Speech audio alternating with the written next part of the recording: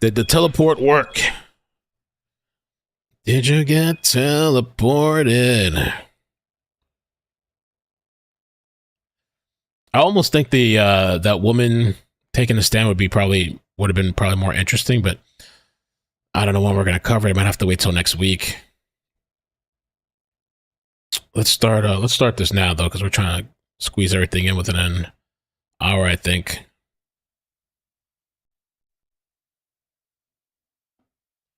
Push it through the limit.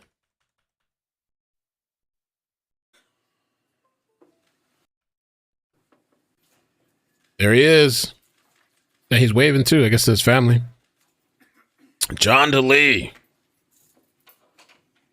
You didn't get beamed? Oh man, come on, YouTube. You got notified? Did I use a notification? Oh no. Scott Chase for the state, Your Honor. Rachel Harrington for the state. Benjamin Faulkner for John Delee. Patrick Hilario for John DeLay. Good afternoon. And to my All right, no notification. Good. Newly appointed is here until he is going to be sitting in Rockingham County. So thank you very much. I did thank you for your patience. I saw that there was a letter uploaded by you on behalf of your client, which I had a chance to read, and the video I believe that you submitted to Case Line. So I watched that just before coming out to the bench, and I have read both of the sentencing memoranda as well. So why don't we start with the state? Thank you, Your Honor. And just following up on that video, just for purposes of the record, the state had a witness prepared to testify. An agreement was reached between counsel, so defense had no objection to that video. So I just want to cover that for the record. Thank you. Your Honor, I tend to be brief. From the state's perspective, this is about the victims and their opportunity to address the court and express the YouTube. grief As long as I don't and use a trauma YouTube notification, that they've that's good. experienced. I don't want to use it up for this. Obviously, the state has extensively addressed its position in the memorandum, and so I will rely upon that as well as Your Honor's observation of the courtroom, the evidence that came in. The state, would note we would contest various aspects and errors within the defendant's sentencing memorandum, but I will save the back and forth on that. But one point I do think that is important is that what the defendant is asking for is a manslaughter. That the jury had an opportunity to consider, and they expressly rejected. This case is a second-degree homicide, not just a reckless homicide, but a knowing second-degree homicide. This is not a case in which the defendant should be sentenced. This story, and I don't remember it too correctly because when we were covering the trial, we were watching the video. Oh man, I feel like somebody would have to. They end up. They all go to this bar, but they somewhat like they knew of each other. They go to this bar. I forgot. And there was a chick that was kind of a shit starter. I forgot who messed with who first. They're at this bar. There's video of it. I think the big guy, the guy that's got tried right now, I think the big guy first walked over to the kid that got murdered at the bar because the chick, I think, told him that, he was talking shit or something. Is that how it started, BL? You remember the order of the events? He went over to the bar. He pushes the kid and kind of agitates him. And he's like talking ish to him. And then I think security comes over and like separates them kind of. And so the kid that got murdered and the guy that shot him, the big guy kind of like, let me see. The big guy steps off and walks away. The kid that got murdered, then he's talking to security. Then he walks by the big guy. And I think a friend of his punches the big guy. And then this fight breaks out. I think it's something like that. And then so they all like kind of go outside. Now, the big guy, he's standing outside in front, and the guy that got murdered, his friend, I think, walks up and tries to like shake his hand or something. The guy, I think, doesn't shake his hand, and I think even punches him. Then another guy gets out of the car and walks up, one of the friends of the guy that got murdered, and he starts saying something to him, and that's when this guy, John, pulls out a gun, but he drops it. And he picks the gun back up. from what I remember then, John starts walking away. The guy that's being accused of murder, or I guess he's charged now. He walks away, but they're like kind of following him though. And so at some point he kind of turns around. At some point, whatever, they meet up in an alley and they're like face to face with the guy that got killed and the big guy. The guy goes to swing. I don't even know if he hit him. He pulled out a gun and shot the guy that was going to go swing and punch him. But the whole time there was this chick that honestly, man, she was kind of talking shit between both of the guys, I think. And that escalated to I think to where this whole thing went, to where it became like this. Sentence consistent with a manslaughter. There's video of The it court too. is well aware of typical manslaughter sentences and comparative homicide sentences. The defendant should be sentenced justly and appropriately consistent with his conviction. Beyond that, Your Honor, happy to answer any questions. Otherwise, I'd ask for the court's permission for the victims to be heard. Please. Thank you. So I felt a first little mixed on is this gonna be too. Alan Pouliot. The monitor has the spellings, Your Honor, and this is Timmy's father. Oh yeah, Timmy's P with a P. Timmy. That's a weird glitch.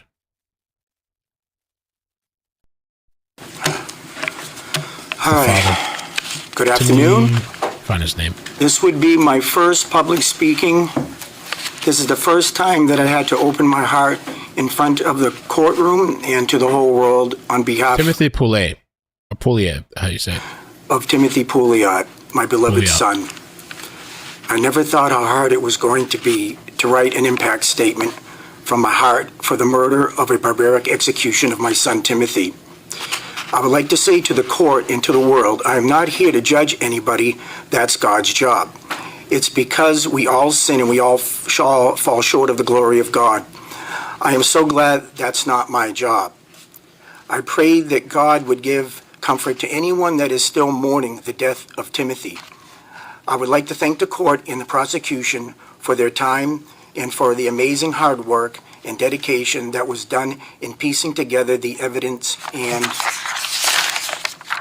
witnesses that led to the conviction of John Delee. My beloved son Timothy deserves to be honored and receive justice for his senseless murder by a barbaric execution. I remember that day when I got a knock at the door saying that your son got shot and killed outside on Old Granite Street, right next to Soho, near the Club Goat, where he came out of.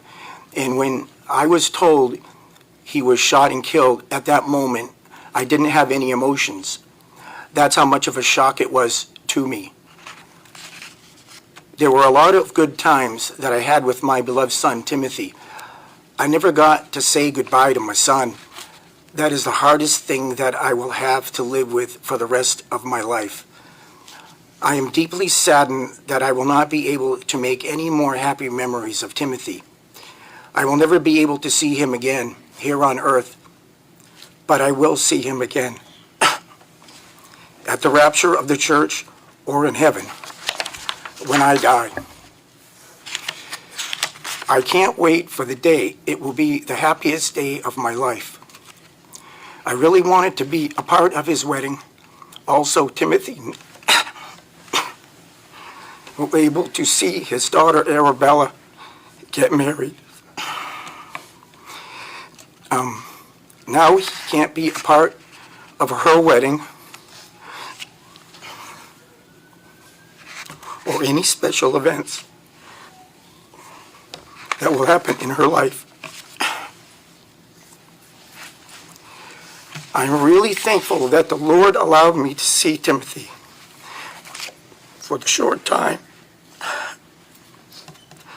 before he was killed in an execution-style shootout. It will bother me forever knowing the way that he was killed and why he was killed. My beloved son Timothy was coming over to spend time with us, and I got to see my granddaughter also. Timothy wanted me to sign up to trade with him online. He was helping me sign up, and he traded on my account for me, and he was happy about me trading. That was the last time that I saw him alive. I didn't think this would be the last time that I would be able to talk with him and enjoy his company anymore. That breaks my heart and soul, especially as a dad. Anybody that met Timothy, they fell in love with his positive energy and his passion for life, was on fire and was inspiring in his selfless love for people. There were some people that said that Timothy changed their lives in many ways.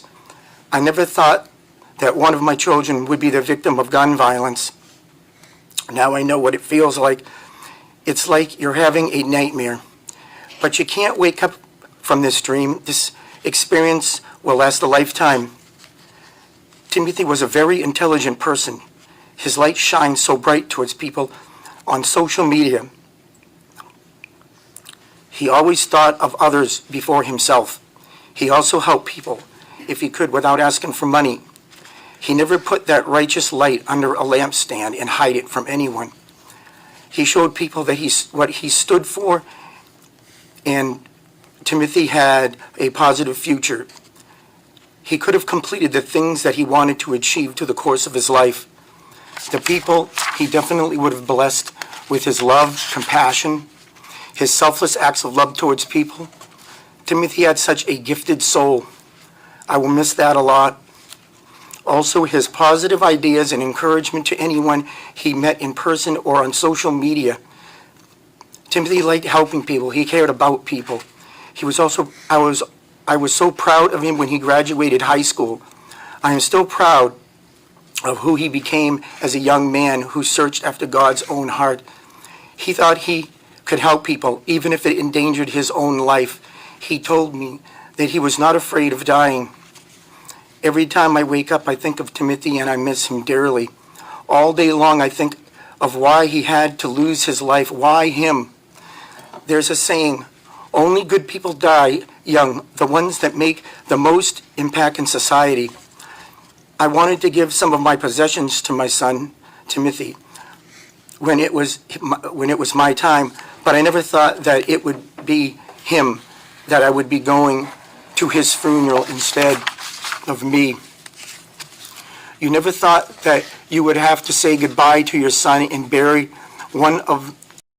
Willem Meister, that's true. They all could have walked away at certain points, but didn't.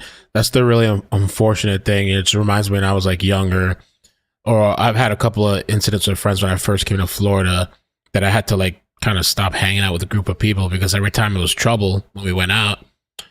And I think a couple of Tim's friends were trying to kind of tell him, like, you know, leave it alone. And but I believe. I'm going to play a clip after the father's done. Your loved ones before you. That is the most terrifying thing that could happen to you. How could such a gifted, loving heart die the way he did? It's incomprehensible. My beloved son, Timothy, will always be in my heart.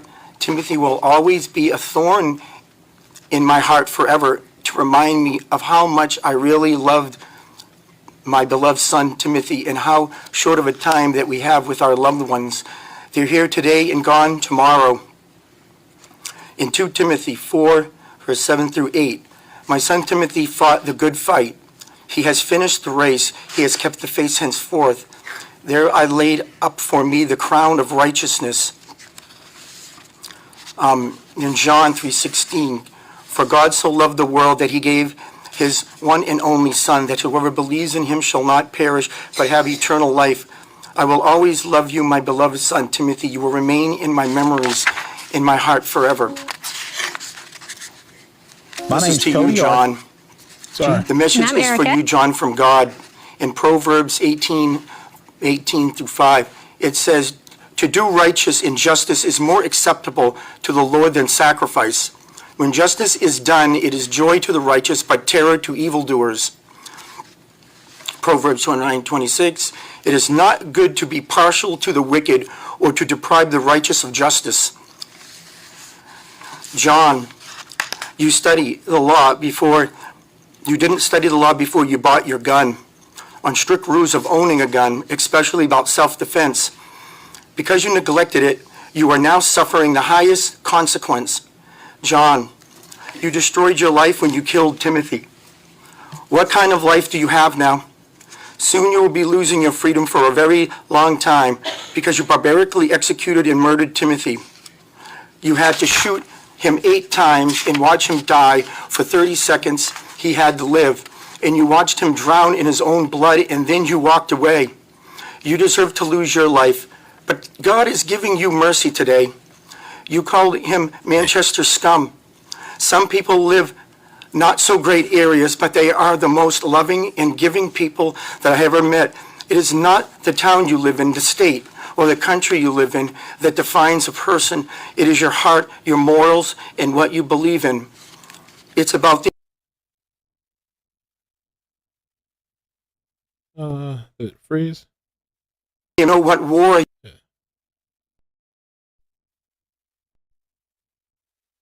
freedoms that you have, John. Sacrifice I guess they're having some issues. It's not me, right? I think the connection's smooth. I think they're having were some made issues. so that Yeah. we could live in a peaceful society.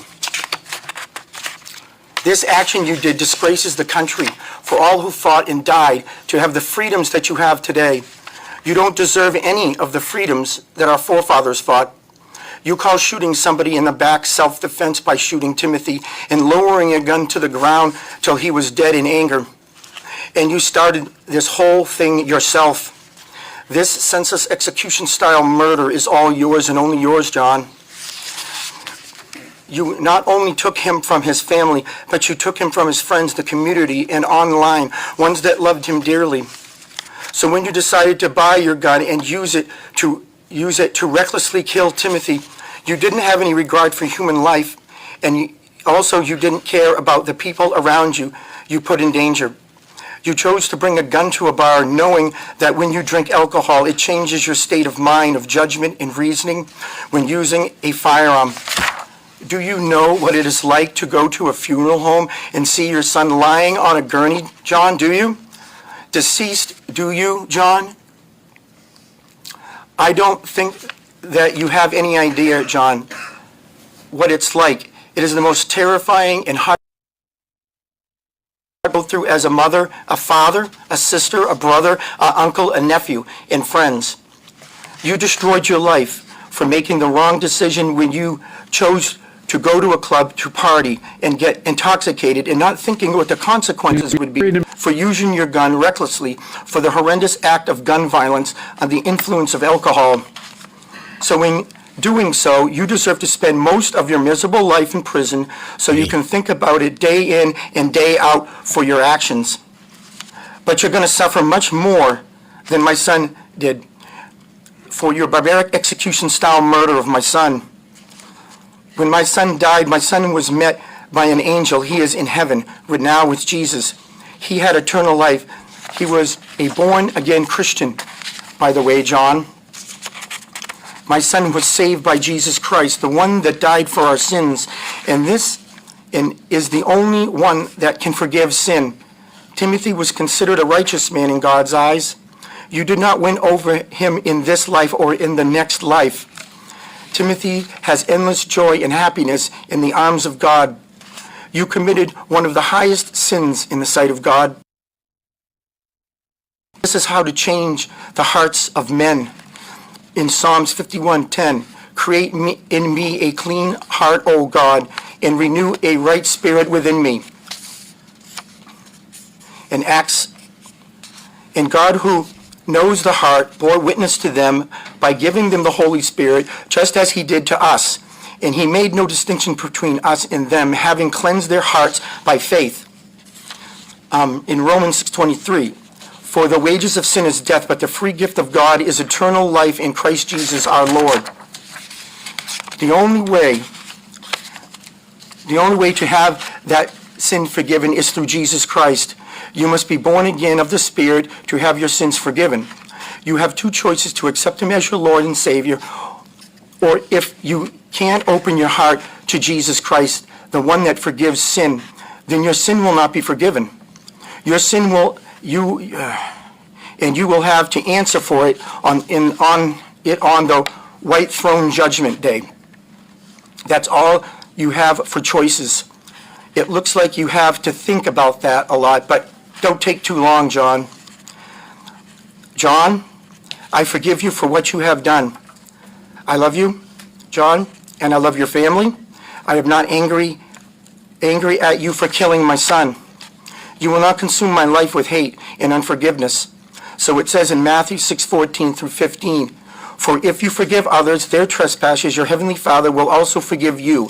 But if you do not forgive others their trespasses, neither will your Father forgive your trespasses. In Romans 12:19, dear friends, never take revenge. Leave that to the righteous anger of God. For the scriptures say, I will take revenge. I will pay them back, says the Lord. Instead, if your enemies are hungry, feed them. If they are thirsty, give them something to drink. In doing this, you will heap hurling coals of shame on their heads. Don't let evil conquer you, but conquer evil by doing good. I'm done. Thank you for that. Thank you for that input. Your next. Let me sidestep for a second here. There's a few things. I wanted to show you guys this, completely unrelated, but then we'll get back to the related. Last night, this happened, right, at the State of the Union. And I think I was watching as it happened, and I even told my girlfriend, I'm like, oh, fuck. You know, but, I mean, I don't,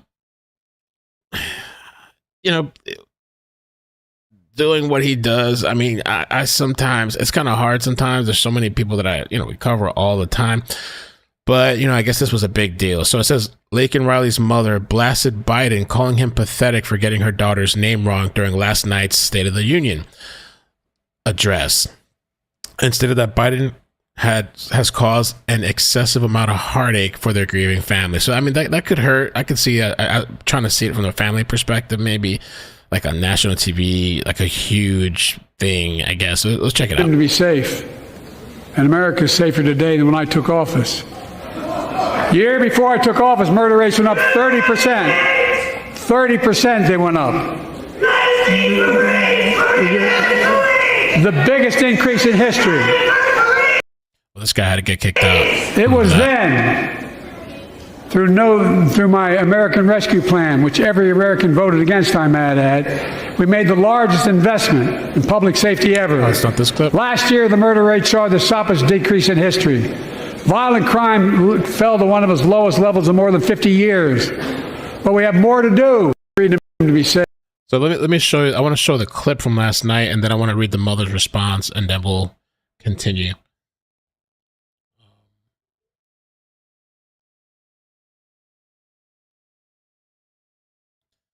Let's see if this has the clip. November, Here it is. my team began serious negotiation with a bipartisan group of senators. The result was a bipartisan bill with the toughest set of border security reforms we've ever seen. Oh, you don't think so? Oh, you don't like that bill, huh? That conservatives got together and said it was a good bill? I'll be darned. That's amazing. That bipartisan bill would hire 1,500 more security agents and officers, 100 more immigration judges to help tackle the backload of 2 million cases, 4,300 more asylum officers, and new policies so they can resolve cases in 6 months instead of 6 years now.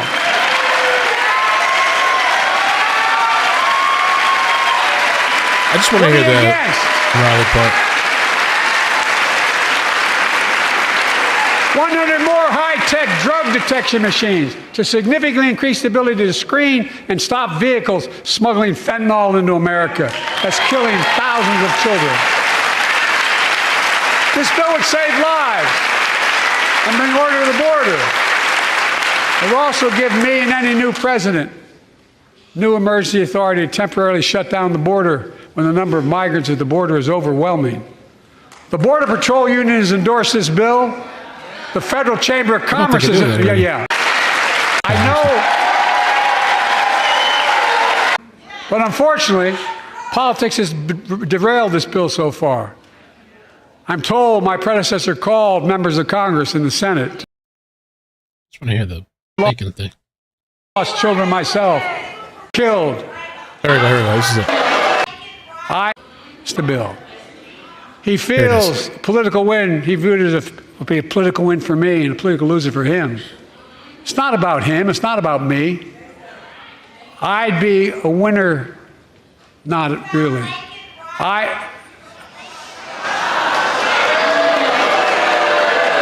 That's Marjorie Taylor, I think.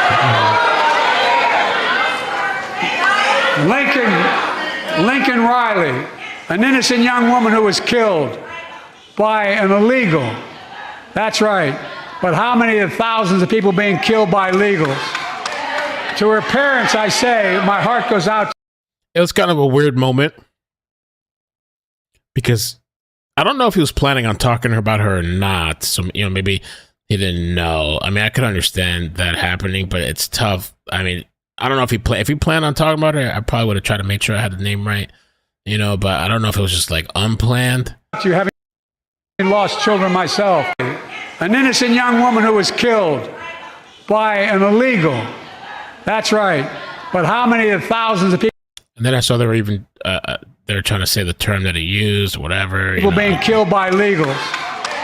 To her parents, I say, my heart goes out to you, having lost children myself. I understand.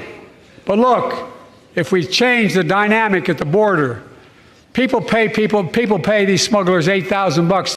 Anyway, so the mother, Laken Riley's mother, slammed President Biden on Friday for saying her daughter's name incorrectly during State of the Union speech Thursday night. The president seemed to refer to the 22-year-old Georgia student who was allegedly killed by a Venezuelan migrant in the country illegally last month as Lincoln rather than Laken.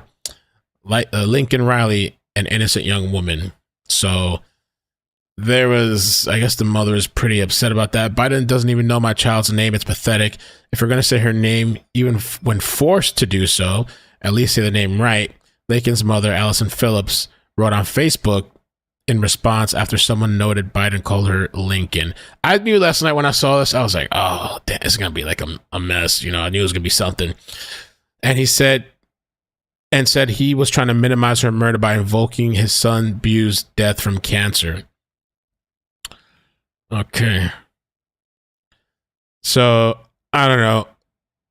Maybe for him to try to clean it up, maybe he could reach out to her personally or something, and just apologize or, something like that. Maybe clean that up. The other thing, let me show you this. Bill sent me this with a timestamp of 1 hour and 17 minutes. Hour 17 minutes. By somebody that they mean it. And if you're standing on the state would call Officer Chad. So for day one, it's about an hour. Looks like the day is day 2. It's a short structure. So this is the bar thing. There's no audio. I'll let the video play, but we can just watch. So it's just, where's the huge 6 foot plus tall guy at?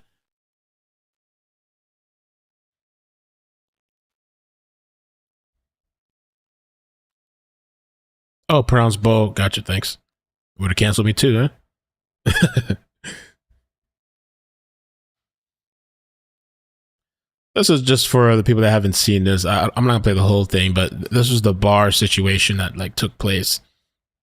So Tim is right here. The guy, I guess, kind of redhead maybe, or blonde. I don't know.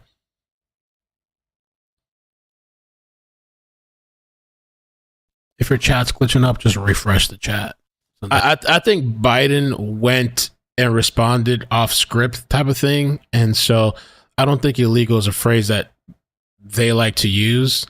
I saw Nancy Pelosi said something about I don't know if what's the safe term now that they want to say is like migrant or whatever it is. I saw them say something about that, but I think he just came off the cuff, and while responding, he was also trying to say that how many people are actually killed by illegal immigrants? But then he realized, I think, kind of caught himself and be like, well, he's thinking about the victim, and it's like, oh, well, let me just give condolences instead of, he stopped himself trying to talk about it. It was a sticky situation that happens sometimes with people. Oak says this is after Tim and friend was talking to John's ex and told her he would. Yes, that's true. That is true. That's true. That's true. That's important context. This is after Tim and his friend was talking to John's ex and told her he would knock John the fuck out, and that's why John approaches Tim at the bar. You guys can hear me, right? That Mel's mute. You should be able to hear me.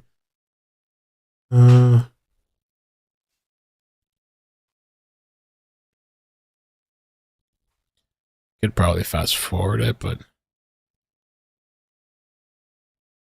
it's already happening right there. There's John. He comes up to Tim, big dude with the cap on.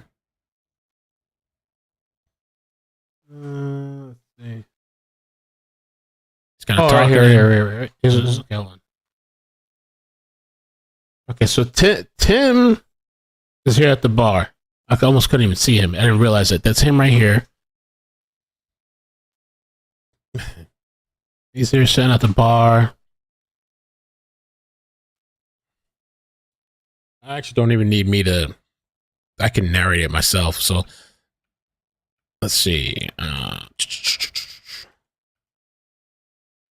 So here you go. He's right there, John. He's confronting him, asking about probably. I heard you say you're gonna knock me the F out. Like, what's up? And I don't know what Tim is saying. Maybe downplaying it. And John's trying to, like, I don't know, maybe challenging him, questioning him. At some point, you're going to see he shoves the hell out of him.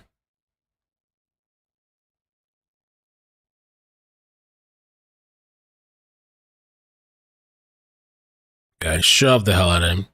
Kind of slid across the way. I think this is security or some people from there, and they're kind of like they separate it.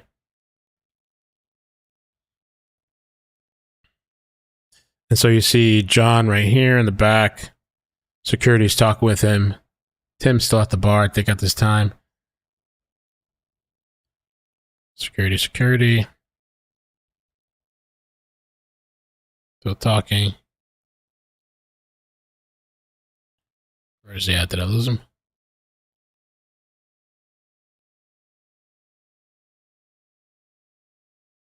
There he is. Okay, so he's walking over. He's going to be walking to this little spot right there, and then he's going to chill there. At this point, I don't know if that's the chick right there, the ex chick. Tim gets up, starts like making his way over. Tim's like hanging out right here. Then at some point, this Tim right there walks by John. As Tim walks by, then his friend goes to sucker punch John. Check it out. Boom. And he like missed. And a brawl like breaks out right there.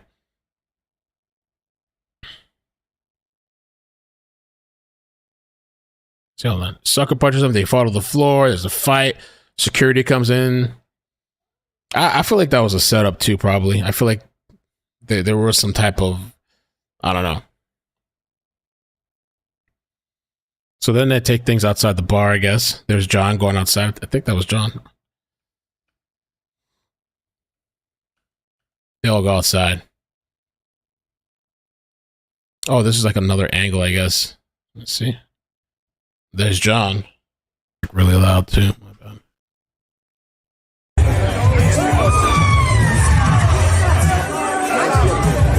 This is from the corner where he, after the sucker punch. Hoax.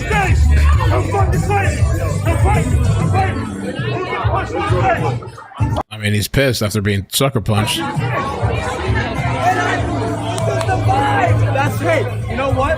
Dude, hey, God matched us in that line for a reason. For a reason. I think that causes that.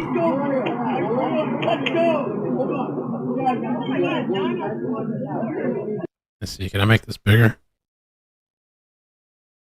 I don't think so. I think this is Tim's friend's video. I don't know if we need to play this whole thing, but I minimize myself and skip.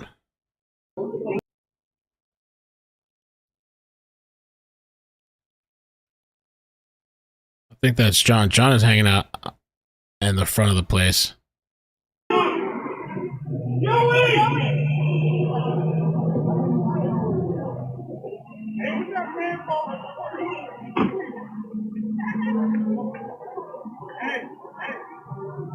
wonder if I had the wrong vehicle.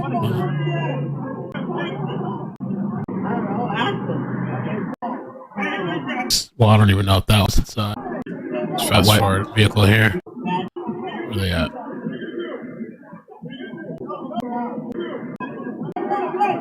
Oh, there's John right there. So right there's John. Something going on right here. I don't know if he dropped his gun at that point. Yeah, he dropped it, brandished it, and then put it away.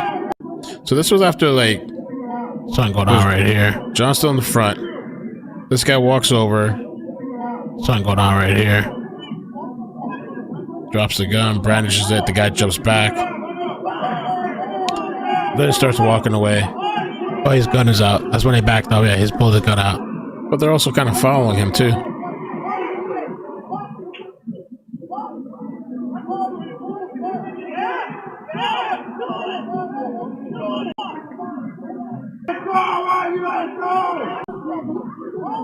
There's Tim. I think that's Tim right there.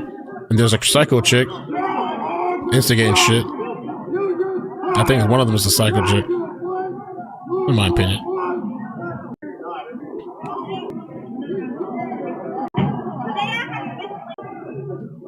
So here's I think this is the chick, little instigator. One of these chicks, I think, is a little instigator. The specific hormone or whatever I was talking about, have passed it. I think she's texting the guys or whatever's going on. You gotta be careful for these kind of chicks too. They're out there. They always want you like to defend their honor for some dumb shit. You ever had those type of chicks? They always want to get you into some fights. Like, I want to know that you stand up for me. Always doing some wild shit and trying to get you into some precarious situation where you're the only one that's going to suffer the consequences. And God forbid you get killed. So you're going to move on to the next guy. Yeah, he was nice. He was kind of nice. Anyway, so... Wow, chick. I had an ex that was like a crazy raid road driver. And one time I was in the car with her. She was like, like screaming. I was like, yo, shut the fuck up. You're going to get us killed. And I'm the one that's going to have to do something. Okay,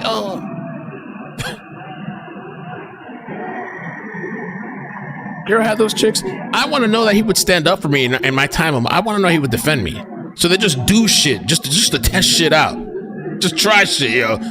Not any real kind of situation, like a survival. They just start shit for no reason, just trying to like put you in a precarious, man. Like, hell no. Oh shit, there's the shots. And I thought it was so interesting that shots ring out and the other chick runs away, but these two chicks run towards the fire. Oh shit.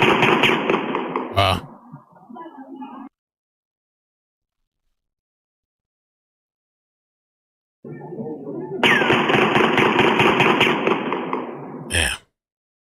So I think that's more Dream Today. A little bit about that story in the opening. We haven't watched opening statements. What I'm thinking. Oh, there's. I think this is John right here to the left. What I think we can do is like, I just want to try to audio there. So there's John right there. He's outside the place, and the guy gets out of the white car here. This white car here. Let me see. I thought he was with them. And there's still somebody else in the white car. So yeah, dude gets out of the white car, starts to cross the street to approach John. I think they said like he tried to shake his hand and John was like, F that or something. He's smoking a cigarette. He walks by. John sees him, so he like approaches him too. Does he extend his hand?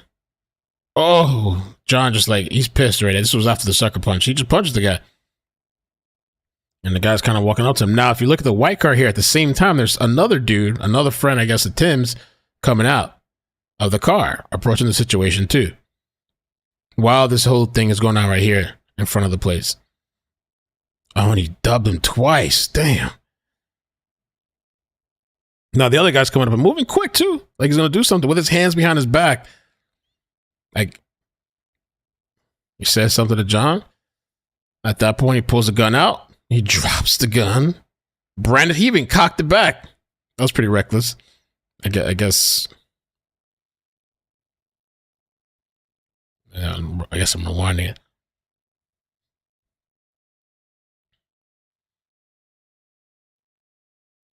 Pulls out the gun. And this whole time while this mess is happening, who's there? These little side chicks, little instigator, whatever one is allegedly an instigator. I don't know. Little chicks like, no. No, Kelly, no.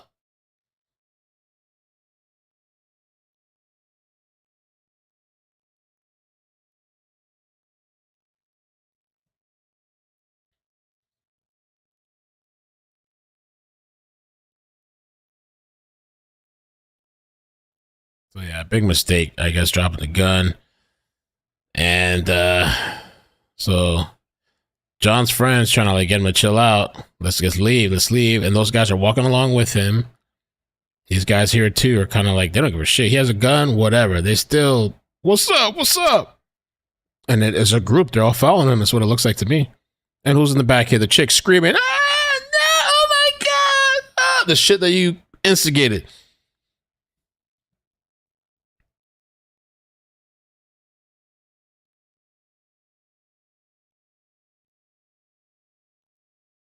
And there's Tim. And then, look at the chick scrambling in the back there. Look at her ass. Look at this shit. That's what I'm saying, man. I know when you're young, you don't see all this stuff, right? I probably wouldn't have seen it back then either. You gotta be careful with chicks like that, man. They try to, I want you to prove yourself to me. I want to know you love me.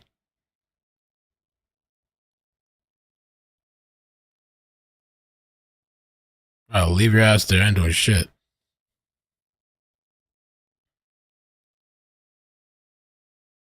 This was the actual, I don't think I want to show that, but he gets shot right there. I think, I don't know if I edited a version where I don't show him getting shot, but that was that to give some of the messed up context, man. Messed up night. This is Michelle Poulion. This is Timmy's mother. All right, Tim's mom now. Stop stopping the video. That's part of it, man. I gotta give commentary. Oh.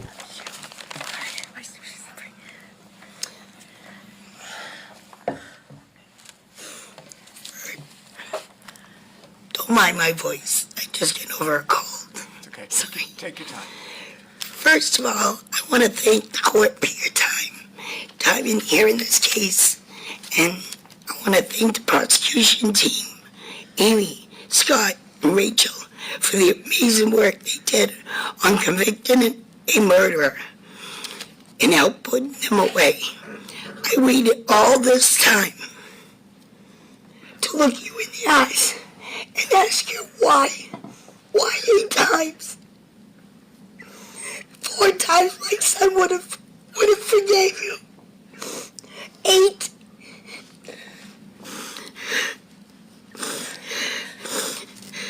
He was the most loved, caring person you will ever meet. And even if you guys did have a fight that night, he would have walked right up to you, and the man he is, he would have said, I forgive you. But you didn't. You didn't. You looked at my son as he was suffering, laying there on the ground. You white scum. White man, just white trash. He was by far white trash. I remember it like it was yesterday. Friday evening, I left work. I came home, and my son and granddaughter were there. My son asked me, Mom, can you watch Arabella for a while? And I said, absolutely. I would never turn down my granddaughter. And there was some reason that night my granddaughter did not want my son to leave. I don't know what it was. She was hanging on to him. She was just screaming and crying. He wasn't going to go out. But I said, Bud, she'll be fine. You never get to go out. You always work. A couple hours ain't going to be anything bad. He walked up to me And he gave me a hug and said, Mama, I will be fine. And I said, please stay safe. But every day in my heart, I regret that I didn't say no. I have so much guilt that if I had only said no to him, he would still be alive.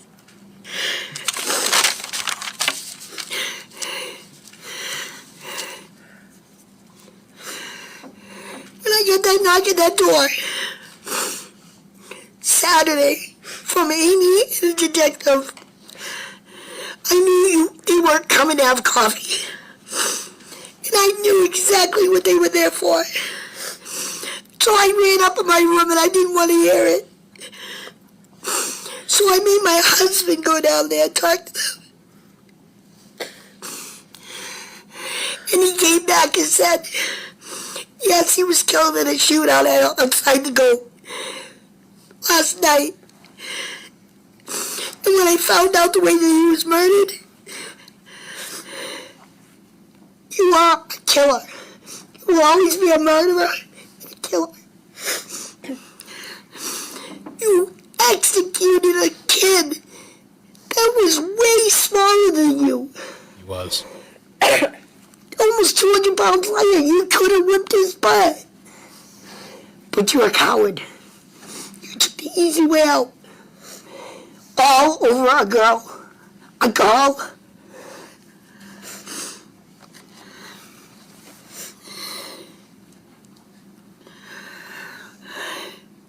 Could see the pain in my son, Brendan's eyes. Because him and Timothy were Irish twins. They were acceptable together. They did everything together. And to see him mourning in a pain in his heart, and there was nothing I could do to make it better. When I gave birth to my daughter, I always wanted my complete family. Married 31 years, 2 kids, call it a day. I tried like anything to give birth to another child. And they told me, no, Michelle, you are not going to be able to have any more kids. I had 5 miscarriages. So in my eyes, Timothy was my miracle baby. And that's why he was so kind. He was so loving. He loved anyone. To have 400 people at his funeral. 400 people, John, at a funeral. The funeral home didn't even understand how so many people, and then they kept coming. I had his grade school teachers reaching out to me, told me that Timothy was a major big deal. He used to go and take 12-year-old kids off the streets and teach them Taekwondo for absolutely free. For why? Discipline, respect for elders. Well, maybe that's what you lacked, was discipline. And to see 4 12-year-old boys look me in the face and crying their hearts out and saying, it's not going to be the same without Timothy.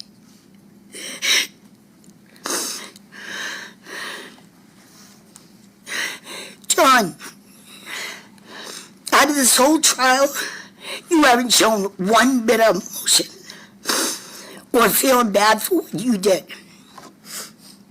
I get it. Alcohol plays a big factor. Alcohol and guns do not mix. And good question, how'd you get into the club with a gun? I guess that's mysterious too. After you shot my son 8 times,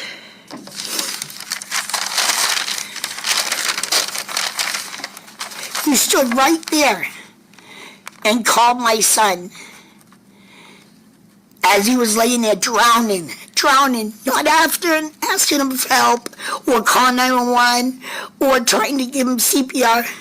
You called the Manchester scum And you don't think that you deserve the rest of your life in jail? Yes, you do. You should.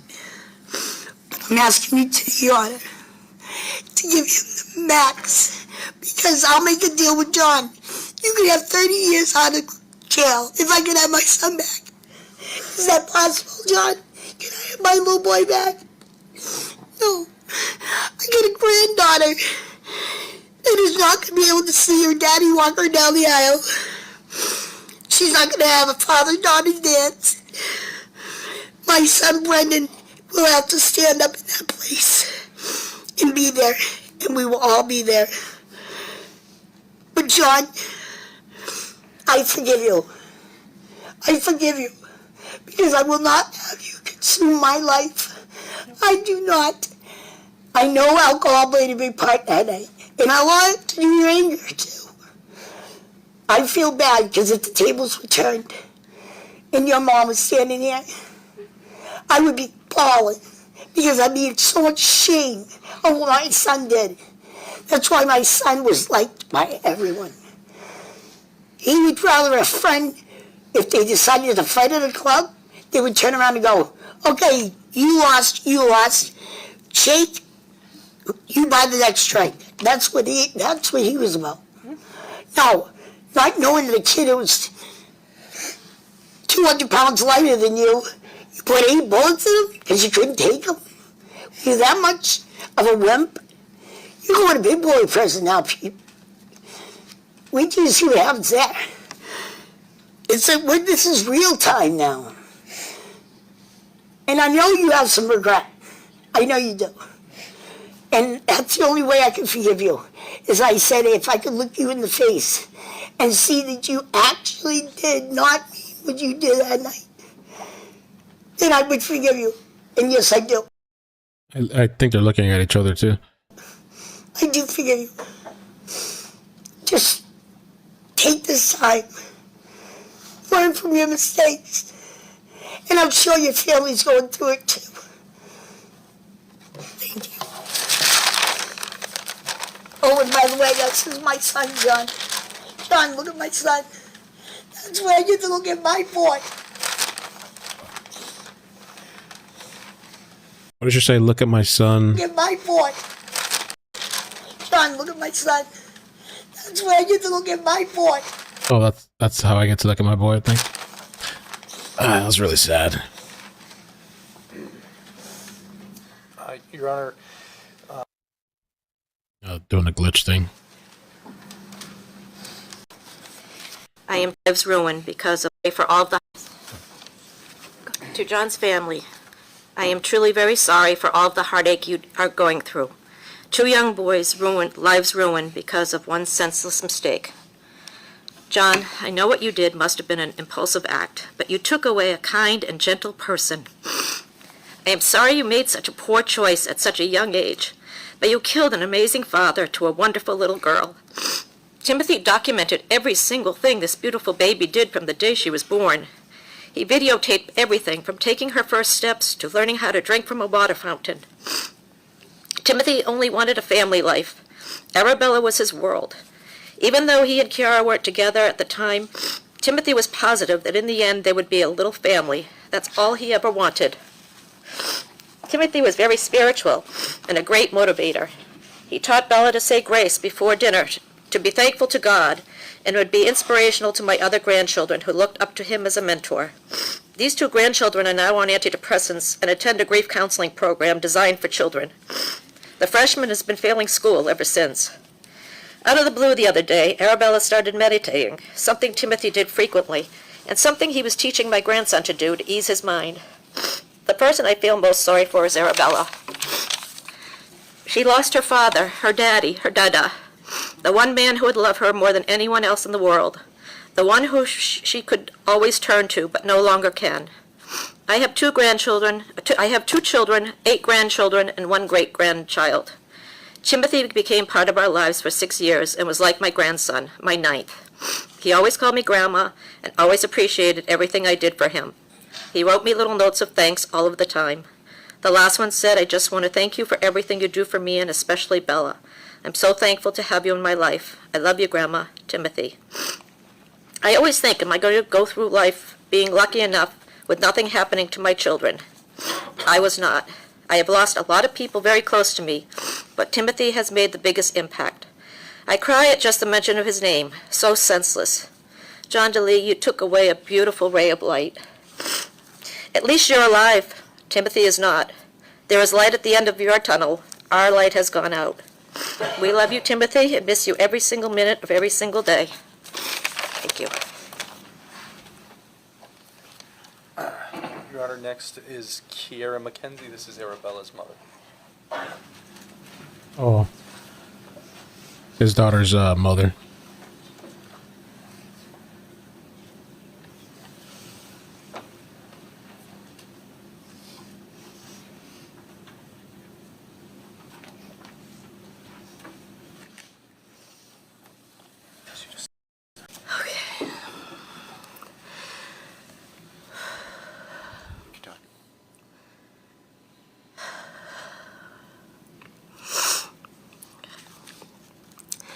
Good afternoon. My name is Kiara McKenzie. I am Timothy's former partner of 5 years and mother of Arabella Pouliot. I want to start on that cold January morning. I was sleeping. My phone started going off.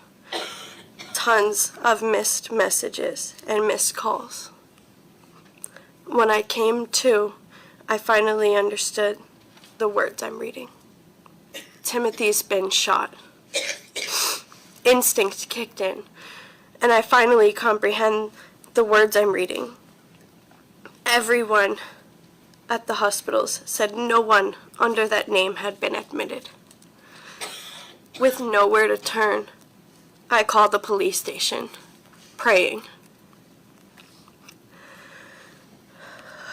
The only words spoken to me were me. Do you have any information regarding a shooting at the Goat in Timothy Pouliot? Receiver, are you able to meet right now or come to the station? Me, I'm on my way right now. On my way, I had passed the Goat, not knowing the news I would be told not even 20 minutes later.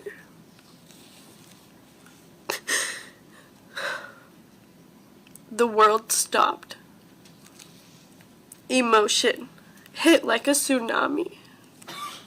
And within hours of dawn, multiple families were shattered.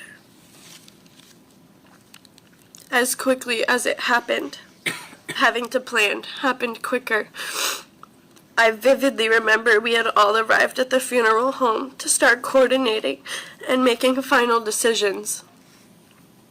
Fear set in faster than any set of grief and peace could. We were all receiving death threats from anonymous users online, having to scurry in for our safety and sending Arabella away safely. Trying to make the toughest decisions in my life with an unsettling sense of insecurity, hoping nothing would happen to Arabella, my family, and Timothy's family. In the beginning, I was advised to write down these small, hard moments I would relay in this statement.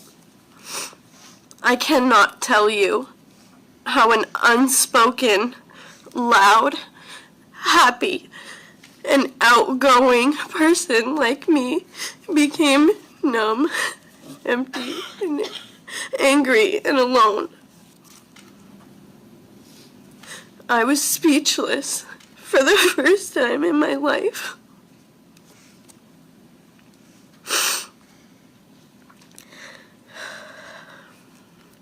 The first few months were foggy, hard for me to look back on. I lost myself to a dark place, resulting in emptiness and burnt bridges. One of my never-ending thoughts will always be why. I do not have that answer truly, and may never know. I've asked this question a number before. I've suffered from 8 important people in my family past in the last 15 years. Death is not foreign to me. I face death in the face of my own loved ones. Every one is difficult, but this one is deeper.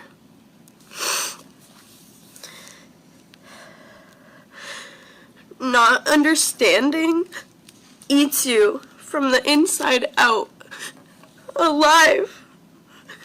After a while, I was here on earth, but not in reality.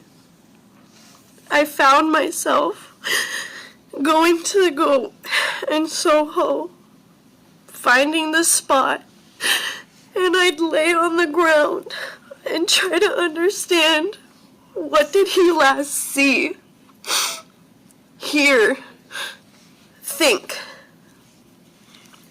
I remember going out of town for my birthday that March because I felt consumed by my emotions and environment. I remember letting go of Timothy's 21st birthday balloons in April and pouring him a drink. The worst memory is setting up a chair for Arabella's 3rd birthday in May and putting a sweatshirt, sweatpants over the chair, his shoes at the feet, and balloons tied to the back, just so he could be there at his daughter's birthday. Damn, bro. This isn't all about me, either. I speak on behalf of our daughter.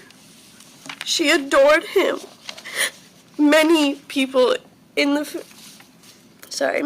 told me in the beginning, she's too young, she will forget. Or another, she is too young, she won't remember. To this day, she still tells me she loves and misses her daddy or dada. Just goes to show how strong a bond can be, and no little the person's age can that just be forgotten. Timothy was a loving, energetic, and fun dad. He wanted to give Arabella a world kids dream of. With his short time on Earth, she did get to experience those brief, pure moments that only a child and a parent can bond over. Core memories. He made these in photos, videos, and reels he took, recording them at the park, playing, a field, learning sports, and running around. Timothy installed floors. When we got an apartment, he installed a pink carpet just for her princess room. He constantly would talk about her and everything he wanted them to do. Because he recorded many moments as a proud father, he made an Instagram to show friends and family how smart and beautiful she was, posting her growth and development. Timothy started making motivational, fitness, and lifestyle videos on social media. He was inspiring a network of people in many different areas of life. Parents, old friends, and new ones were now invested in learning, absorbing, his stories. When the news spread, many in the community were affected deeply. Timothy was spreading inspiration and hope in our young adult community. I had many friends and strangers showing me the inspirational and thoughtful messages he would send them. Some across country. He would check on a lot of his friends daily.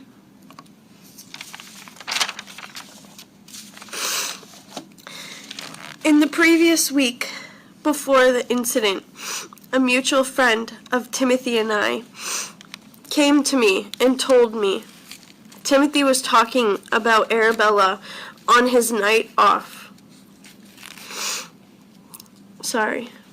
Timothy came to me and told me Timothy was at the same bar and would not stop talking about Arabella on his night off. He was a devoted father, and I thank him deeply for stepping up to the plate through all the tough times and putting Arabella first. I also want to thank a courageous young woman, Sarah Buttersworth, for sharing the last moments of Timothy's life with him. I remember praying he wasn't alone when this tragedy struck, and an angel was near. But as much as I'm grateful, I realize this is something traumatic for not only those involved, but for anybody that was nearby. The impact on the onlookers, the video that spiraled like wildfire, covering social medias internet-wide. This caused a devastation for our families, knowing sentimental, sensitive footage was at anyone's grasp. As an elementary and/or middle school kid, you and your friends may find it funny to search your name on Google, maybe a friend's name or family. For my daughter, it will not be that. The first and most chilling for a mother is UnionLeader.com states, 2-year-old daughter of Manchester murder victim. In quotations, I want my daddy. My daughter's words. The second from Patch reads, family devastated and seeking answers after senseless shooting. A third from Yahoo News repeats the first article. And the last, her father's obituary. There are things as a mother you cannot provide like a father. I will not be able to fill that void or satisfy that longing. Unfortunately, I am missing a page. Am I able to verbally continue what I remember? Anything over there? That's what I figured. Oh, you have it. Thank you. Okay. When I have never felt a deeper sadness to not be able to provide her with answers. Answers I don't have myself. I wanted to hate you, John. I wanted you to experience the unthinkable. But every time I was brought back, I would think about my daughter and how at a young age I became a mother. And it's a feeling unlike any other. Just like my daughter, you are a son. I see you, although we're the same age, in a way your mother sees you. I knew I had two choices within myself: to love or to hate. I choose not to hate you, John. I choose to be compassionate for myself. I will forever be missing a selfless, loving soul, my daughter's other half taken in a flash. I wish peace on our families, Timothy's soul, and even you, John. I pray for forgiveness from you one day. But ultimately, I choose to let the evidence speak loud and clear for itself. I choose to let God decide. I choose to pray for justice. I hope my words resonate with everyone listening, and we all have peace and love throughout what's next to come. My name is Kiara Mackenzie. Thank you for your time.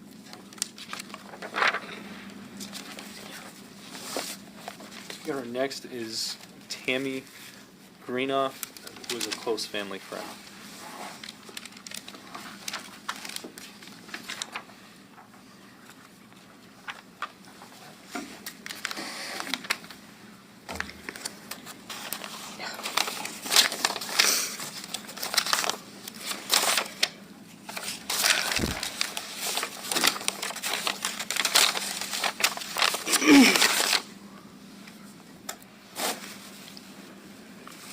Good afternoon.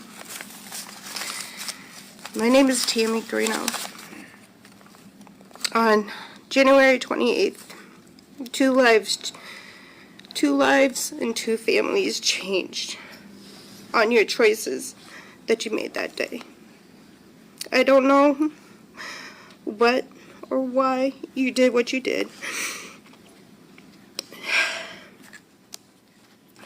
I'm sorry. Take your time.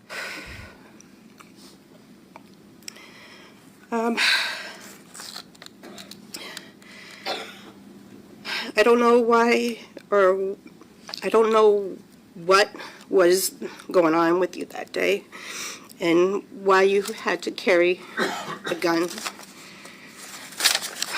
with you.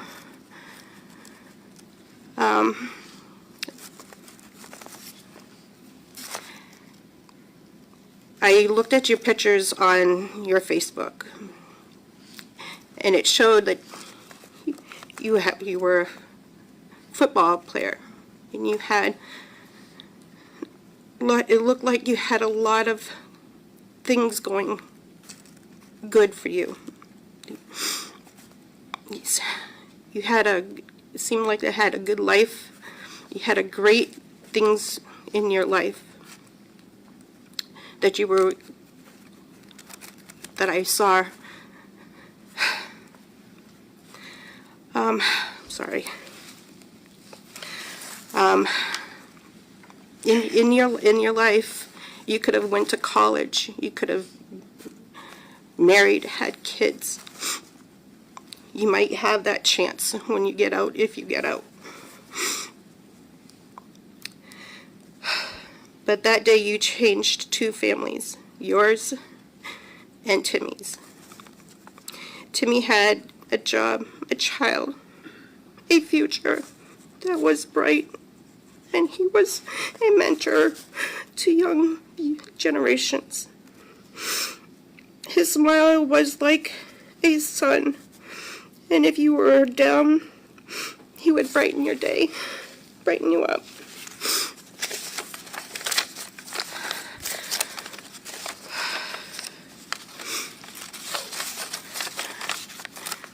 I had more, but as people spoke previously, if I can pick out each little messages from them, that's how I feel. Timmy was like a son to me. I watched him grow up. He brought my daughter to prom. I got pictures of him. And that day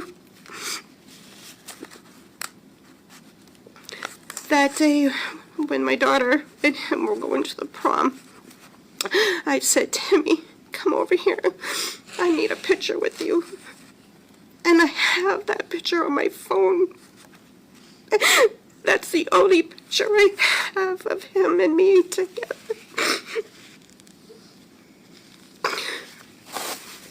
You took a good person for something horrendous that night that you did. Like everybody said, guns and alcohol don't mix. And I don't know why you would have a gun in a bar. I do agree. I do forgive you, John. I'm a Catholic. I hated you at the beginning. And hate is a harsh word. I feel bad for your family.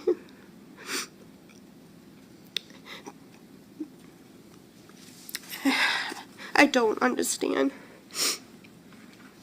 But your family can see you. We can't see Timmy. Timmy is gone. Your family can hear your voice, share memories. We can't share anything. That little girl is growing up without a father. No first dance with father-daughter dance. And like everybody said, weddings. A father's supposed to walk their daughter down the aisle. That little girl won't have a father. But she does have a loving family that will help her and support her on that day and many days. John, I do forgive you. I don't hate you, but I wish you had I wish you could have used your head and think before you reacted on that night. You changed many, many lives that night.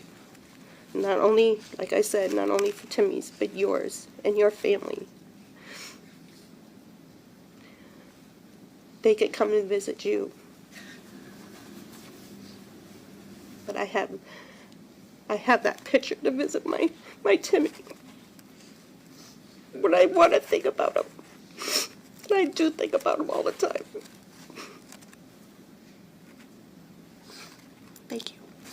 Thank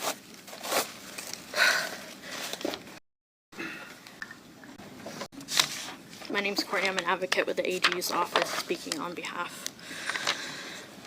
After witnessing the shooting, my emotional well-being has been severely impacted, and I am struggling to cope with the trauma and fear that has consumed me. Witnessing what happened back in January of 2023 has had an impact on me both physically and mentally. The physical effects of the traumatic event manifest through feelings of muscle tension and numbness. Mentally, I have been scarred by the thoughts, flashbacks, and difficulty sleeping. The overwhelming sense of fear and helplessness that accompany the experience have left me with a lasting imprint of my overall well-being. I am still seeking understanding, support, and healing as I navigate through the effects on my mental health.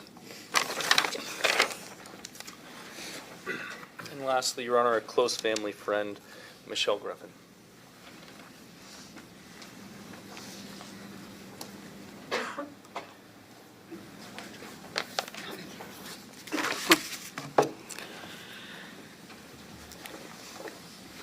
Timmy and my son Anthony met in the 6th grade, and Timmy quickly became a member of our family, so much so that to him, I was a second mother. Timmy and Anthony had a bond like brothers, and they were almost inseparable up until shortly after they graduated high school, when Anthony went overseas with the Marines. However, their brotherly bond remained strong, even as they began to navigate different journeys as young adults. To say that Anthony and I are devastated by Timmy's death would be an understatement. An article I've recently read stated that coping with loss challenges the most resilient, and I immediately understood why. The fact of the matter is that so many people's lives never recover from the anguish caused by a loss, especially one as tragic as this. Sitting in the courtroom through the trial, I could feel the intensity of the suffering endured by loved ones. My heart aches for everyone who has been affected, and that includes the Delee family, who in a different way lost someone too. The effects of this tragedy also extend well beyond the people in this courtroom. There is a little girl whom Timmy loved more than anyone. Although she is still too young to fully comprehend that she will grow up without her father, this has certainly affected her and will continue to do so for the rest of her life. I have no doubt that I'm not the only person in this room who had hopes this was all just a nightmare from which we would wake up to find our loved ones safe and at home, or who even now wishes we could go back in time and alter what happened that fateful night. Sadly, there are instances when the consequences of our actions, our choices, are irreversible. Timmy is no longer with us, and that has been our new reality. Even though we in some way struggle every day with this new reality, Anthony and I are committed to continuously finding positive, healthy ways to commemorate Timmy's memory. John, please know that Timmy wasn't Manchester scum. He was so much more and was loved by so many people. He was funny and inspirational. He wasn't perfect, no one is, but he was a good person and had a beautiful heart and soul. He put a great deal of effort into trying to achieve his goals for both himself and his daughter. He had so many dreams and aspirations, as seen here through his vision board. In addition to working towards financial independence, marriage, a family, he also desired a home, to travel, and to break generational curses. I often look at his vision board, aware that if he were still living today, he could have achieved many of these dreams and aspirations. However, it also quickly brings to mind the haunting fragility of life. Like with all of us, life wasn't always easy for Timmy, but he was always thankful for his life. In fact, you will hear the words from Timmy himself. Timmy would frequently leave messages for Anthony when Anthony was not available to take a call. This is a message that Timmy left 2 or 3 weeks prior to his death. It's on my phone. I'm going to put it close.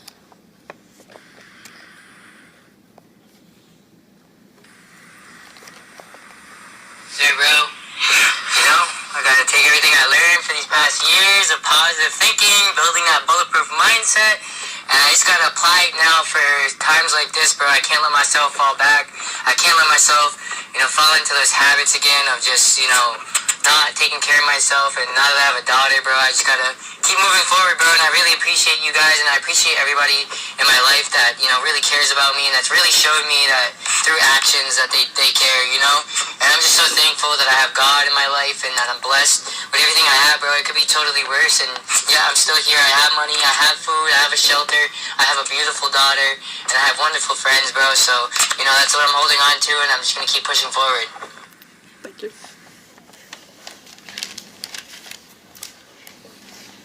That's the end of the state's presentation, Your Honor.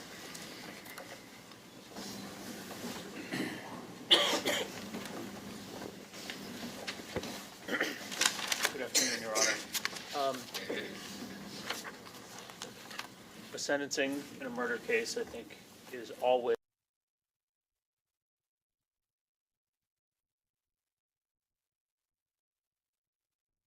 all murder.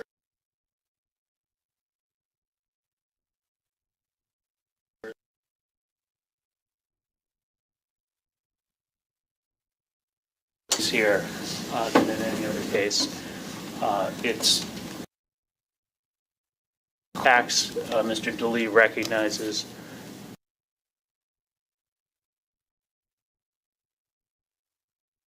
that he can never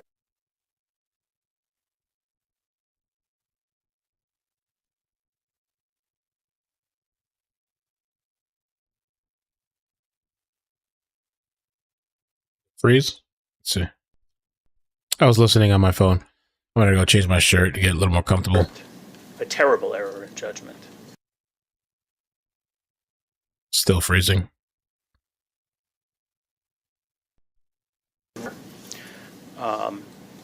But the error is still his, and Your Honor has to determine what is a sentence that is sufficient but not greater than necessary, not to correct that error because we can't, but to ensure that he's properly punished, to ensure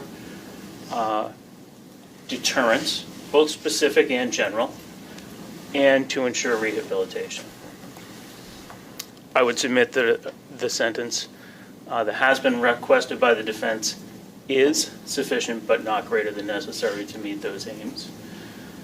The state has characterized that as a request for a manslaughter sentence. I don't think that's necessarily accurate. The state is looking for a sentence that is the maximum that essentially Your Honor can give in a murder case, but the murder statute provides for lesser sentences. This would be the maximum sentence that could possibly be imposed in a manslaughter case, but that doesn't make it in and of itself a manslaughter sentence. It's a substantial sentence. The minimum sentence that's being requested by the defendant would be 15 years and the maximum 30. Were he to do the max, we're talking about getting out in his 50s. Otherwise, we're still talking about him getting out well into his 30s. That's the kind of time frame. It's an extraordinary period of time, and it certainly cannot compare to, obviously, to the loss that the Pouliot family has. They don't ever have their son back. But we're talking about all of Mr. Delee's basically central forming years of early adulthood. So I guess he doesn't get up and say anything, or at one point he gets up, but it's very brief. I don't know if all be gone under whether it's the state sentence or the defendant sentence that we're talking about. And those are years that hopefully he will be able to use so that he's able to have his brain in a position that it's not making decisions like that. We don't typically have these kinds of errors being errors in judgment being made by people in their 30s, 40s, and 50s. And it's not youth alone. It's not alcohol alone. It's not peer pressure alone. It's all of those things that coalesced in this case. I just want to briefly touch on the state's requested aggravating factor of a lack of remorse. Your Honor has had a chance to read Mr. Delee's statement. Mr. Delee doesn't have an extensive education. He has a high school education. And in my dealings with him, he doesn't use... Oh, Hoax, is that true? He has already beat someone up in prison? No. Use a lot of words. He's I not looked it up. extremely communicative. But he really worked hard on the few words that he did provide to the court. He spent a lot of time, even though we're talking about just that one paragraph, he spent a lot of time on it. See that. As to the incident that Your Honor watched the video, it's not lost on me that occurred approximately within 12 hours of his learning of the state sentencing recommendation in this case. And he's a little bit older than he was at the time of the homicide in this case, of the murder in this case. But he's still a pretty young man and under a great deal of stress. The other thing I would note about the incident in the jail is... the incident in the jail? Is that what you're talking about? I know Your Honor has had a chance to watch the video, but the state did provide some update to defense counsel during the day. The officer who had spoken to the Manchester police detective that is quoted in the state's addendum to the sentencing memo did make clear that it was basically it was an error to have described Mr. Delee as the primary aggressor, and that it appeared to be... Oh, man. I thought for a second he was going to, like, wipe some tears or some shit from his face. No, he just went to blow his nose out. Okay. More of a mutual combat situation, and having read some of the police reports or investigative reports provided by the state, I would also point out that the other person that was involved in the fight essentially took responsibility for having began the altercation.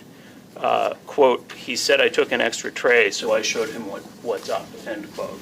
And that's the statement of the other person that was involved in that incident in the jail. I don't want to belabor that. I just point out that I think that's, again, an incident where we're talking about a massive amount of stress, and clearly... It's true. That is true. I mean, well, Hope said that the food tray thing is a common thing. Ella Weller says, rules are different. Let someone F with you and do nothing. Everyone will F with you. Yeah, I've watched a few videos or like those documentaries online. If they know you, I don't know, I forgot what the term is, but they know for easy pickings and you don't stand up for yourself, they know that everybody can run all over you. Not handle stress very well.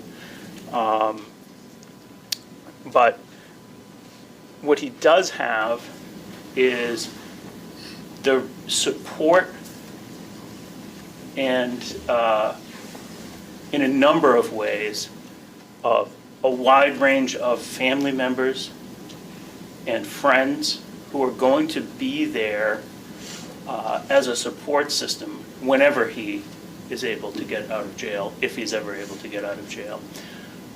And that kind of support system is also important because whenever Mr. Delee is able to get out of prison,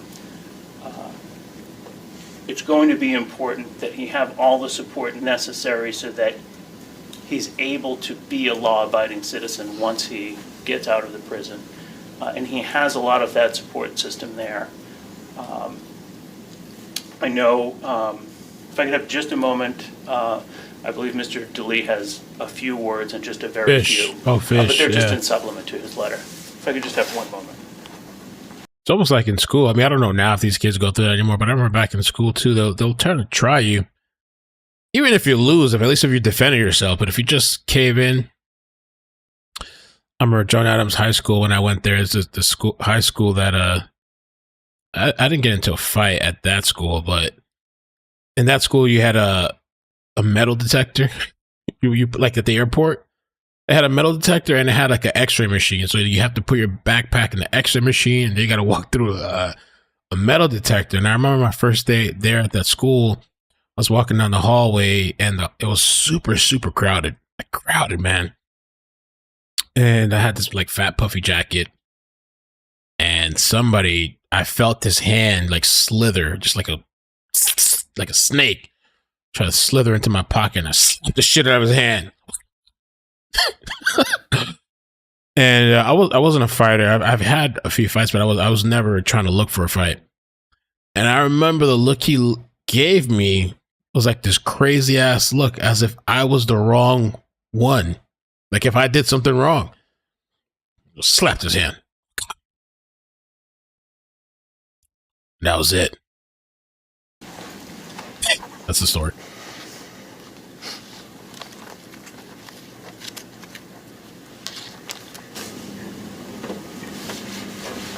If Mr. Delee could address the court. Of course. Your Honor, I just want to say I'm sorry. You don't, Mr. Delee, I don't mean to interrupt you. You don't have to bend over. I just want to say I'm sorry to Timmy's family and the court and my family too. I mean, not a speech, but just said sorry. Fubu jacket. It was one of those jackets. I really love the jacket that I had back then. And with that, Your Honor, I have nothing further. Did you have any rebuttal or response? No, I was going to say no, Your Honor. Yeah, can I just see counsel briefly at the bench? All right. We go fast forward.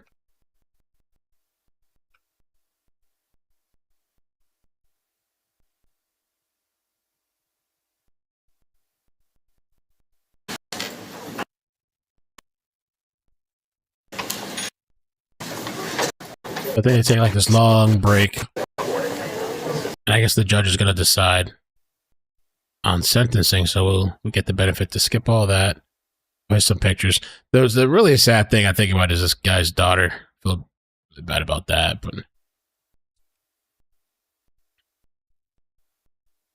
right.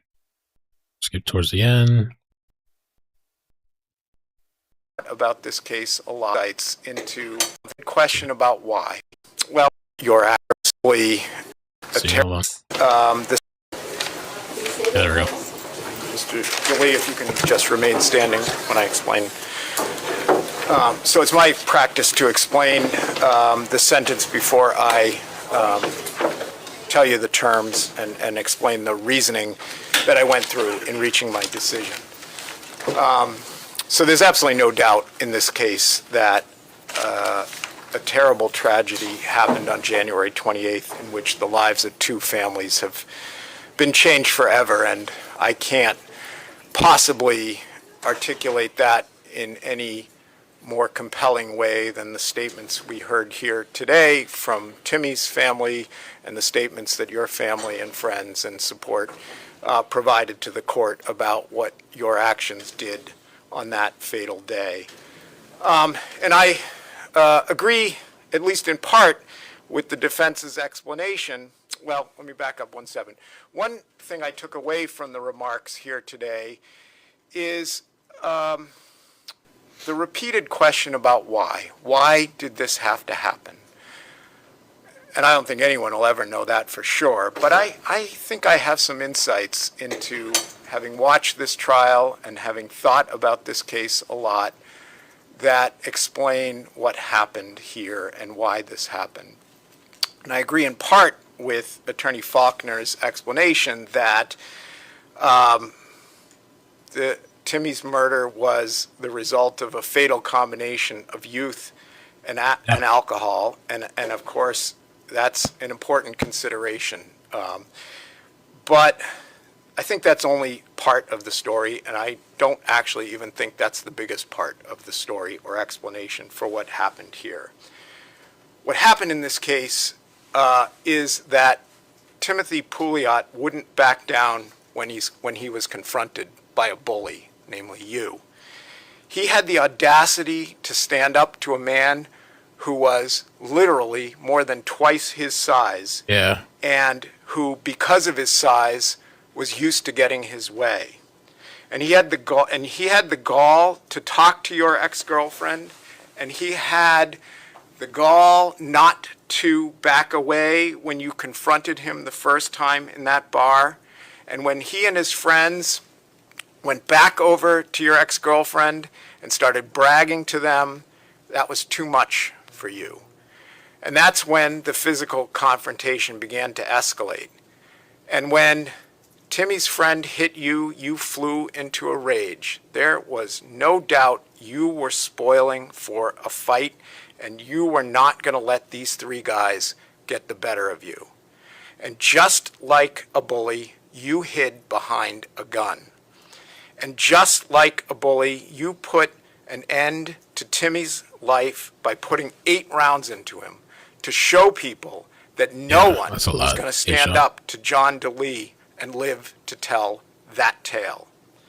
And if I had any doubt about your acts being motivated by that bullying, all of that doubt was erased by your conduct just 2 days ago at the jail. What I saw on that video is absolutely the acts of a bully. Someone stood up to you, someone had the audacity to take your breakfast.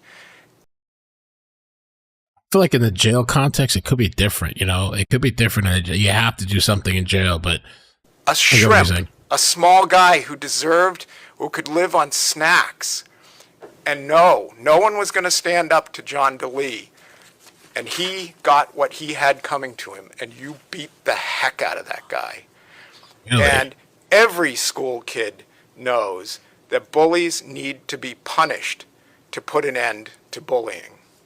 And your conduct deserves harsh punishment, and it deserves a significant sentence, both for specific deterrence, so that you finally get the message that someone is going to stand up to John Delee and not take it anymore, and general deterrence that this kind of behavior is completely and utterly unacceptable. By all accounts, Timmy Pouliot was a kind-hearted person, and you put an end to that life. Frankly, I don't believe the show of remorse. Certainly your words in the immediate aftermath of this shooting show what you thought of him, that white Manchester trash, or whatever the words you used were. But even the letter you wrote to the court today or yesterday, just recently, show that there's no true remorse here. Not once in that letter do you say, "I'm sorry I killed Timmy." Instead you say, "I'm very sorry for what happened," as if it's the acts of some other person, not your responsibility, that ended his life. And for all of those reasons, the court does not find that the mitigating factors of youth and alcohol outweigh the aggravating factors in this case that warrant a significant sentence. Now, with all that said, I have not adopted the state's recommendation, and I have not adopted the defense's recommendation. I've crafted a sentence here that accomplishes the goals that I've explained in my remarks, but I've also crafted a sentence that's going to give you some opportunity to still have a life in front of you that is more than Timmy Pouliot had. Obviously, he's deceased, will never have, I should say. And so the sentence I'm imposing in this case on the charge of knowing second-degree murder is that you are sentenced to the New Hampshire State Prison for not more than life, no less than 27 years. You have 406 days of pretrial confinement credit, and there is 150 days added to each year of the minimum portion of the sentence to be prorated for any part of the year. That sentence is stand committed, and it begins immediately. Restitution is not ordered in this case because it has not been requested, and court-appointed counsel fees have been waived. You are, as part of this sentence, though, eligible for earned time credit. So that means that you can have up to, I believe it's 24 months of both the minimum and maximum portion of the sentence reduced for approved programming, dealing with issues, counseling, anger management, and other issues that will help with rehabilitation once you're released. You are required as part of this sentence to participate meaningfully in all counseling, treatment, and education as required. You're prohibited from having any contact with the Pouliot family, and of course you have to be of good behavior. On the reckless conduct charge, this is, I have to say, obviously not as nearly close as serious, but it is not an insignificant conviction either. And I think we heard today input on that point, and the number of people outside that bar, it's a miracle no one else was hurt in this incident. So the sentence I'm imposing reflects that as well, and that you are sentenced to the state prison for not more than 6 years, no less than 3 years. The sentences also stand committed and will be served consecutive to the sentence I just imposed. As with the last sentence, court-appointed counsel fees are waived. The conditions, though, of this sentence are that if you have if you commit no crimes, state or federal crimes, or have any major disciplinary infractions at the prison or other place of employment for a period of 15 years, starting today, for 15 years, then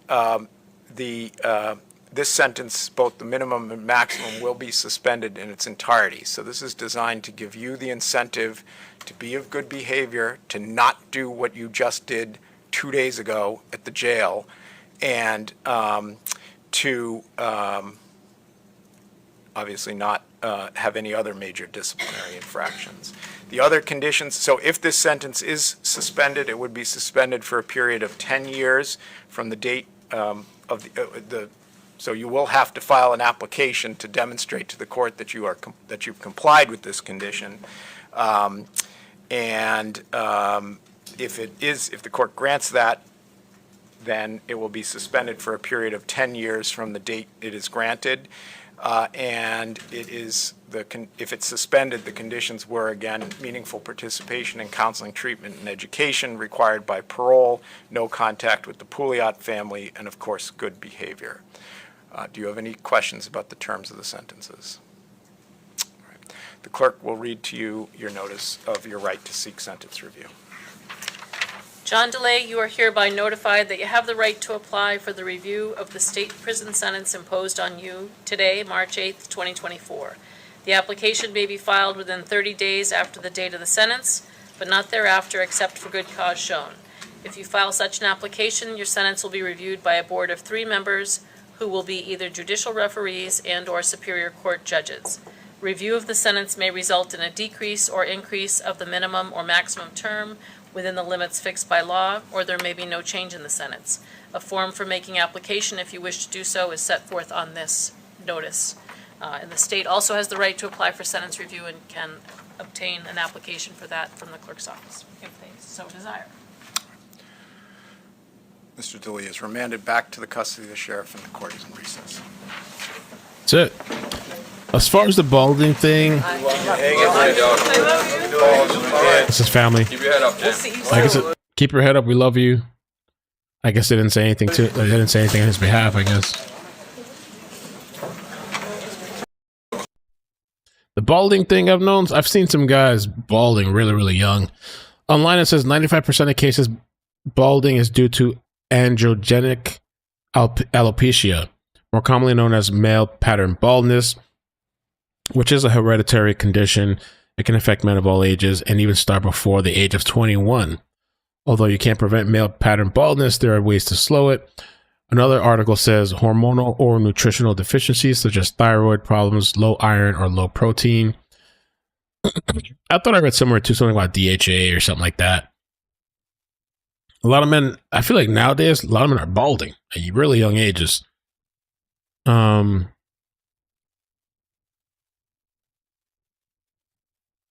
God I got a full head of hair. I hope it lasts as long as it can last.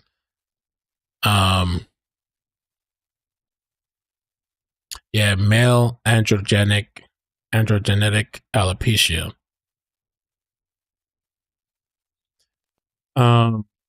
Genetic factors play a crucial role in your hair follicles and how your hair follicles react to androgens, which can cause hair to thin. Stress and anxiety, blah, blah, blah. Thyroid, autoimmune, blah, blah, blah, blah, blah. All right, we have one more stream scheduled. And I'm kind of spent. I am spent. S. Rod says, did you see the new interview from Sebastian Rogers' parents? They aren't showing their... I haven't seen that. And I thought we were done for tonight. Are we going to have to come back and do another live? Mama's calling. Mama. I got something on my shirt. Mama, you know I love you. I almost, after doing this sentencing thing, which was very heavy, I kind of didn't want to do another heavy thing. I'm like, oh man, it's already takes a lot out of you. But Audrey Cunningham, when I look at the comments of that interview, a lot of people are like, when you throw your child into a pool of sharks and then state, no one told me they would attack. It's completely ignorant. Nothing but excuses from this family. I should get off though. I mean, let's do this. This is 40 minutes. I don't know if somebody has a new interview, send it to me.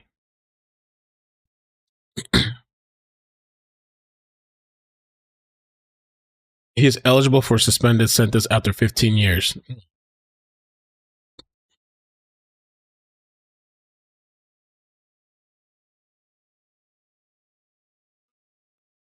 So we're gonna go to the second channel. Watch this interview. If somebody finds the other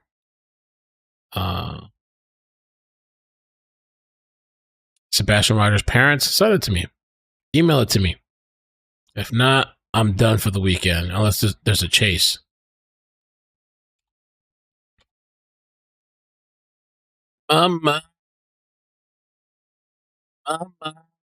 Get Mel, think of all the extra money for your new place. Work it. Yeah, but it's got to be a little balance too. It's Friday. The baby is here. Send it to my email. I mean, she's always here, but you know what I mean. You know what I mean.